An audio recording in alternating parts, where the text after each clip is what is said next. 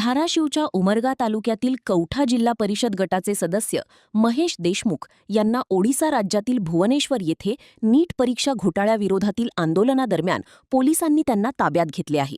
ओडिसा प्रदेश युवा काँग्रेसच्या आंदोलनात ते प्रमुख भूमिकेत सहभागी झाले होते. देशभर गाजत असलेल्या नीट परीक्षा घोटाळ्याच्या निषेधार्थ ओडिसा प्रदेश युथ काँग्रेसतर्फे भुवनेश्वर येथे जोरदार आंदोलन करण्यात आले. या आंदोलनात धाराशिवच्या उमरगा तालुक्यातील कौठा जिल्हा परिषद गटातून विक्रमी मताधिक्याने निवडून आलेले जिल्हा परिषद सदस्य महेश देशमुख यांनी सक्रिय सहभाग घेतला होता. आंदोलनादरम्यान पोलिसांनी ओडिसा प्रदेश युवा काँग्रेसचे अध्यक्ष रणजित पात्रा यांच्यासह महेश देशमुख आणि इतर पदाधिकाऱ्यांना ताब्यात घेतले. सध्या सर्वांना पोलीस स्टेशनमध्ये ठेवण्यात आल्याची माहिती समोर आली आहे. महेश देशमुख हे उमरगा तालुक्यातील शेतकरी व सर्वसामान्य जनसंपर्क असलेले नेतृत्व मानले जाते. कौठा जिल्हा परिषद गटातून त्यांनी ऐतिहासिक मताधिक्याने विजय मिळवत स्वतःची स्वतंत्र ओळख निर्माण केली आहे.